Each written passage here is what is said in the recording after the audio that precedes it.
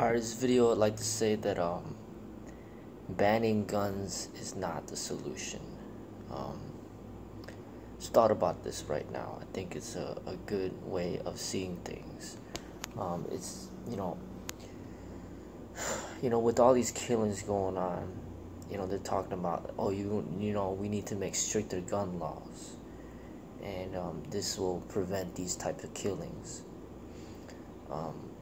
But the analogy I want to bring up is like this.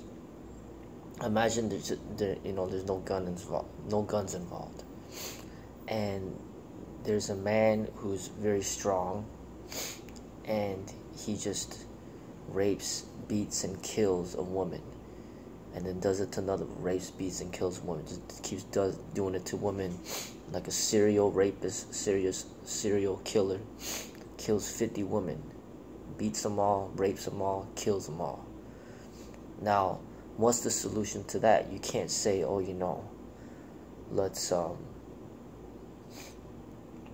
make it illegal for men to be strong.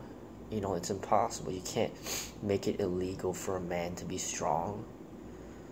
How do you solve this? How do you resolve this? How are women supposed to survive against these strong men out there that are rapists and killers?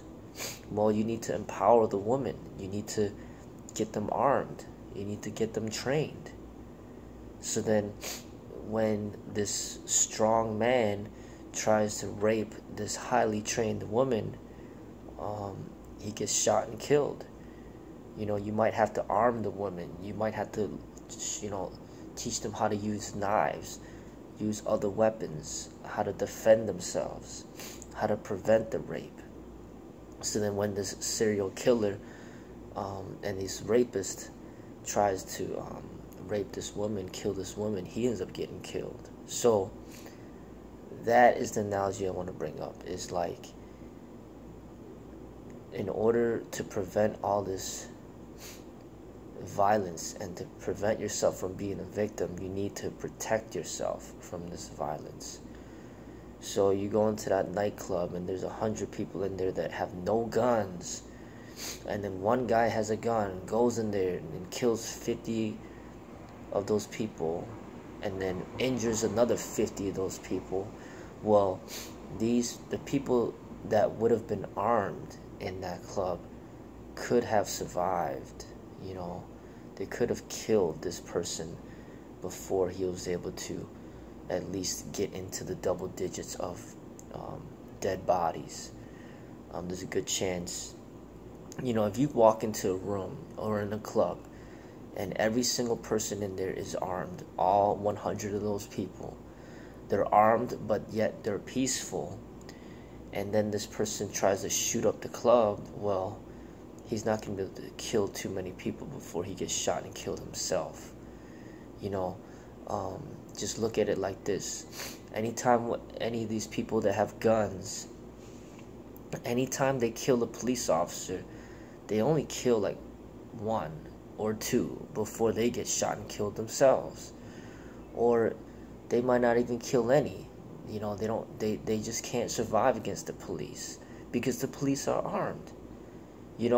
Like one of these armed offenders trying to attack a SWAT team. I mean, he's not going to win. He might kill one of them, but he's going to end up dying. So it's like the good people out there need to be armed. And I bring it back to the analogy with the woman. This unarmed man, unarmed woman, strong man rapes, beats, kills this woman, and then does it repetitively. What's the solution? You can't put everybody in jail that's strong. You can't go up into each gym, find out the strongest men out there and start arresting and arresting all of them. It's like the only solution is for these women to empower themselves. Get armed, learn how to use the gun, learn how to defend yourself, and then next time a man tries to rape and kill you, make sure you get rid of him. Take him out. And we live in this violent society, And if we're not going to be armed, then there needs to be more police officers out there. It needs to be more armed security. Maybe there needs to be every single club out there. Maybe they can make it mandatory to have at least 5 security guards that are armed for every single club out there, every single bar, every single train station, that there's armed security, you know, so then these killers can't just go in there and just take out and just a bunch of people before getting killed themselves. You know, maybe every single classroom there's an armed security guard, you know, so then there's always someone there to protect the people that are unarmed, you know. But I mean, you can't expect, you know, you cannot expect that if you ban guns that this stuff is going to stop. This stuff is not going to stop. It's going to keep going on. The only solution is for the people that are getting victimized. The people need to empower themselves so then they are not a victim themselves. You know, people keep talking about, oh, you know, guns are bad. Well, the SWAT team used a gun to kill the killer in Orlando. So how could you say guns are bad when the SWAT team used a gun to kill the killer so he doesn't continue on to kill? It's like guns can be used to save lives, and that's what I'm talking about. When good people have guns, they will use it for good reasons, for good purpose.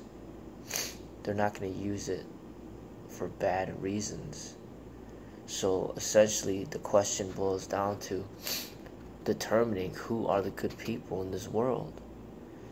And that's essentially the foundational question. It has really nothing to do with, you know, stricter gun laws. You know, it's about, you know, determining who are the good people. And that's the challenge, you know. But guns are here, and guns are here to stay, especially in America. So really, the only solution is for the people who are weak to become empowered, so they do not become victims themselves.